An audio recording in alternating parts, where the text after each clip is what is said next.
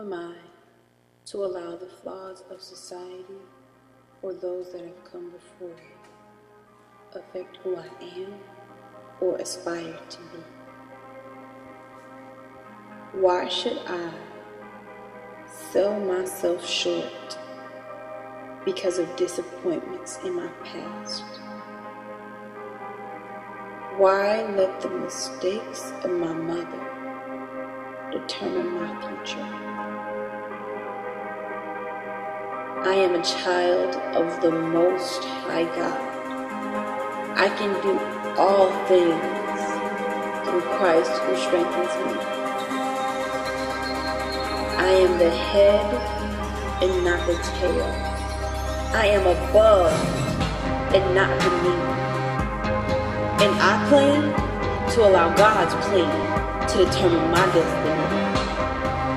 Not the mistakes of others or the letdowns from my mother. The power of life and death are in the tongue. So I speak life, not death. I speak prosperity, not poverty. I speak strength, not weakness. I speak boldness, not meekness.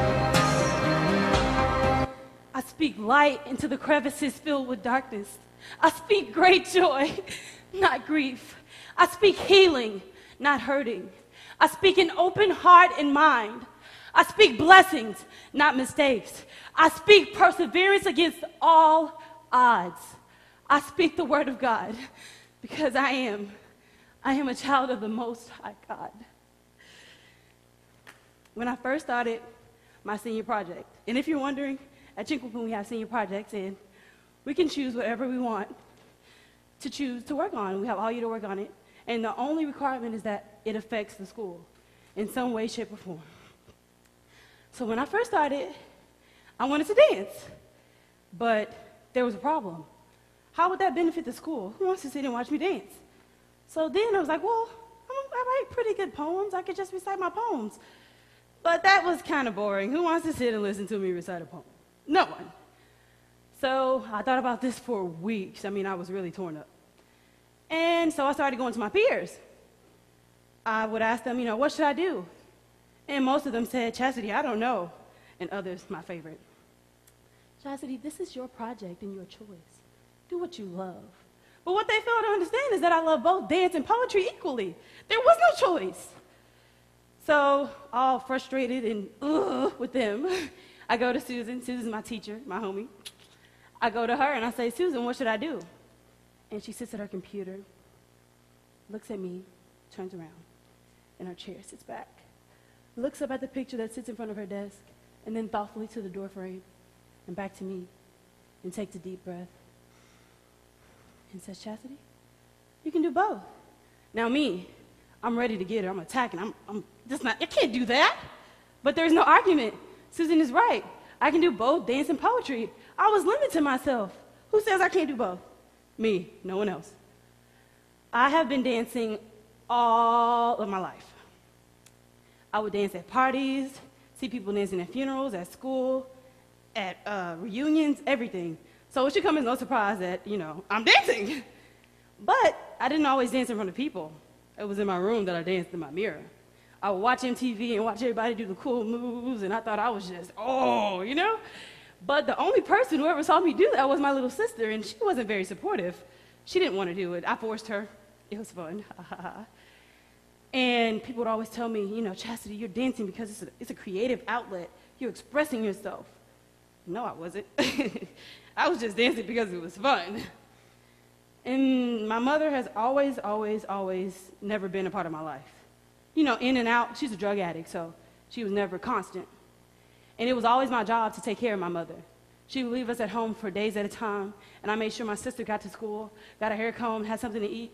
Even when I didn't go to school when my sister did. I just made sure she got there. And we ended up in a foster home because of that. People found out we were home alone. Our very first foster home. It was an older lady. She was close to 60. And we had a younger girl. She was deaf. Her name was Jasmine. And Jasmine was 7. You know how 7-year-olds are. They aren't always the best kids. And the lady I lived with, she drank a lot, tremendously. And she would hit Jasmine. And Chassidy, the talkative, you got to know what I know. I said something, of course, because, that wasn't right. So I ended up moving to another foster home.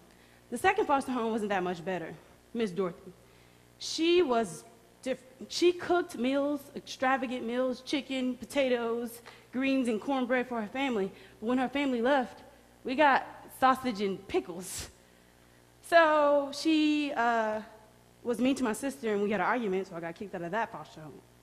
And then the third foster home was the best that I'd ever been in, besides the fact that the lady had a problem with profanity, but we could get past that.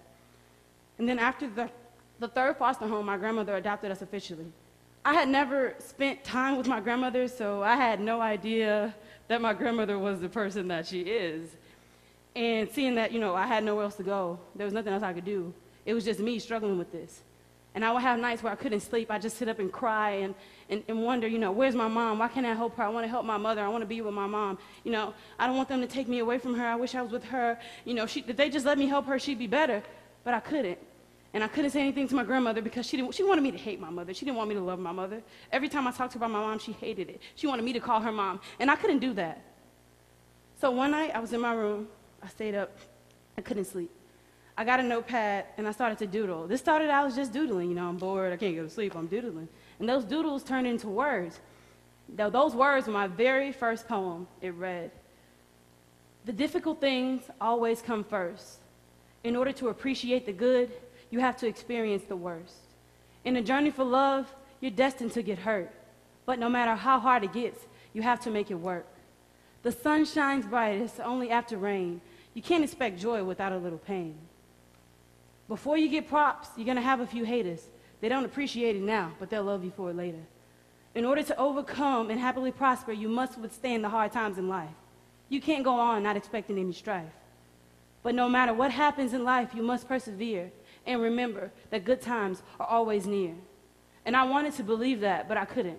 That's what I wanted myself to believe. I wanted to believe, okay, I'm going through all of this because, at the end of the rainbow, there's this leprechaun waiting for me with my mom and gold and happiness, and there wasn't. Then I joined the church dance team. And as I said before, dance was not a form of expression for me. Oh, but Monique changed that. She's our dance sponsor. She's right there. I learned that dance was a form of expression. It was a form of worship. And when I danced, I'm like, I'm in this place with God. No one can touch me. Every move is breaking a stronghold. Lifting of the arms is just worship, and I feel liberated. I feel like there's nothing that can bring me down. Everything that I was struggling with, I'm taking it to Jesus, and I'm leaving it there. Nothing can bother me. It became that form of expression, and I felt good. And I started to combine my poetry with my dance. So I had these two outlets, and I felt better. Things were bad, but I felt good, and that's all that mattered. I had my form of expression. I had my outlet. I had my freedom. And I'm here today to encourage you to find that freedom. I started high school. My very first dance class, it was super exciting. I'm going to go in here, we're going to boogie and have fun and do stuff that I'd never done before. The teacher's name was Mr. Callous, and that he was, Callous. We went in, and the moves were extremely mechanical, and I was, we should do something different, Mr. Callous. We could do this and this. No. This is how you're going to do it. This is how I teach it, and this is how you're going to learn it, and there's nothing you can do about that.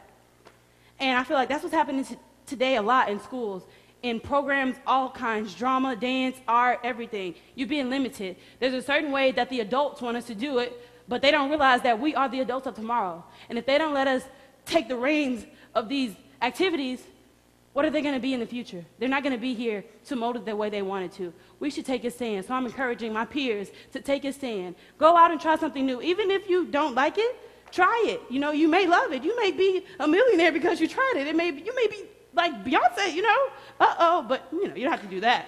But just in whatever field you choose, it's not their responsibility. And I'm not leaving adults out. Teachers, parents, neighbors, encourage children, both young and old, to get involved in something.